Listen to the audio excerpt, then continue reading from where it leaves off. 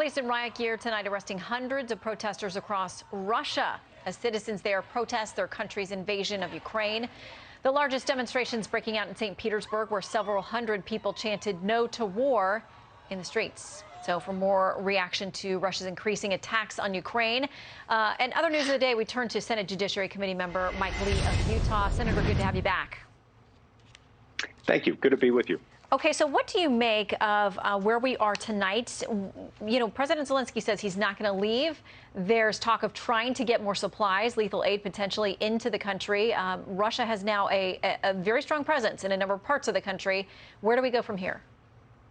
It's absolutely tragic. It's heartbreaking. My thoughts and prayers go out to everyone in Ukraine who's affected by this monster, Vladimir Putin, who's engaging in all kinds of horrible atrocities against these people. We've got to stop them. Look, I don't know what combination, what alchemy, what spell we can put on them. But one way or another, we're going to make sure that the world understands that this is unacceptable. And I also think it's important that we recognize the extent to which energy policy, failed energy policy by the Biden administration has contributed to this, has set in motion the sequence of events making this possible. Here is what Hillary Clinton said about how we got here and how President Biden is doing. Yeah, I think that it has been well executed. There is no doubt that we were not in a position just a few years ago to rally anybody. And now with President Biden rallying NATO, rallying not only Western Europe and Eastern Europe, but far beyond those borders, to understand the very real threat that Vladimir Putin poses, and then to begin imposing sanctions that will ratchet up. So she said we weren't in a position to rally the international community until now. We are under President Biden. Is it working? Yeah. I don't see that working. I think her statement assumes facts not in evidence, and in fact, contrary to evidence. Look, this didn't happen a couple of years ago, and it couldn't have happened a couple of years ago. You know, remember, when he did this to Crimea, it could never have happened had the Russians not had such a solid position economically with oil and natural gas throughout Europe. And the same is true today. If we were producing more oil and gas and exporting it to Europe, Vladimir Putin wouldn't be in a position to do this. So, no, this is not something that we should be thanking Joe Biden for. This is something that I think we could have and should have avoided had we had better energy policy. Well, we keep going back to the oil and gas issue and why Russia isn't being hit with sanctions more directly on that industry. But we do have our European allies and people in the region to think about how do we better manage that to make it hurt where it would actually hurt for Putin. Yeah, I think you're absolutely right. I think any steps we take, first of all, Congress needs to be involved in those steps. And we also need to take into account what Europe is going to do at the same time, lest Russia be able to do an end run around any sanctions that are imposed. But it still doesn't do anything to us. It doesn't do anything for us if we step into this quagmire and we do nothing about our energy policy, which is seriously enabling a monster. I want to ask you about the Supreme Court because the president has presented his nominee today, Judge Jackson, and she will soon begin the process of meeting with you senators on the Hill and then eventually through the confirmation process, the vetting by the committee. The NAACP is celebrating her nomination today, but adding this, they say, we note that certain members of the Senate have shown significant hostility toward President Biden's woman nominees of color, both to executive and judicial positions. We caution those senators that the eyes of the nation are watching.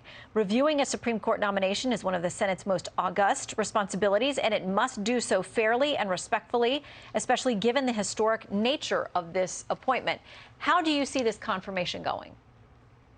First of all, I want to congratulate Ketanji Brown Jackson. The judge has just received a high honor in being nominated to the highest court in the land, and I congratulate her on that nomination. But I want to make very clear, Shannon, we're going to undertake this responsibility with the solemnity and seriousness that it deserves. And we're going to be thoroughly reviewing her prior decisions, her prior writings, just as we've done with every other Supreme Court nomination. And Shannon, it's very important to make clear here that the politics of personal destruction are not something that we engage in as Republicans in the United States Senate when responding to a Supreme Court nomination. You can go back 100 years. You will not find an instance where that has happened. I wish I could say the same for the Democrats in the Senate, but I can't, because in instance after instance, I mean, there are more instances than we can count on one hand that we can point to in the last few decades alone in which they've resorted to the politics of personal destruction. Do you think the president did her any disservice by announcing the external qualifications or characteristics that he was going to look for in a nominee before getting to say her sterling resume, her experience on the bench? She's clerked at the court. She clearly has all the qualifications for somebody to be considered for this position. But do you worry that it was unfair to her to set her up on the basis of other characteristics? Yeah, I've said all along, I don't think it's fair to her to do this.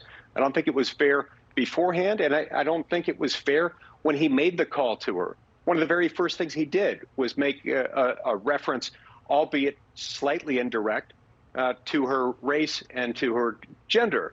I don't think that's fair, and I don't think that's right. We don't make decisions in this country on the basis of someone's race, and I think that was inappropriate for the president to make that both before and immediately after making the nomination. We know you have your private conversations when the nominees come to visit you on the Hill, but any hints about the most important questions you plan to ask her or areas that you want to probe in her background or record or disposition? Yeah, as I ask most of our nominees who come through for any Article III judge position, I want to find out about her judicial philosophy, how she would characterize it. I want to find out who her judicial role models are. I want to know exactly how she would approach the task of construing a federal statute and resolving ambiguities. These are all important questions that some Biden nominees have refused to answer, but that she needs to answer for us in these proceedings. All right, Senator Lee, we will keep track of that as it plays out in the coming weeks. Thank you so much for stopping in tonight. Thank you, Shannon. Hey, Sean Hannity here. Hey, click here to subscribe to Fox News YouTube page and catch our hottest interviews and most compelling analysis. You will not get it anywhere else.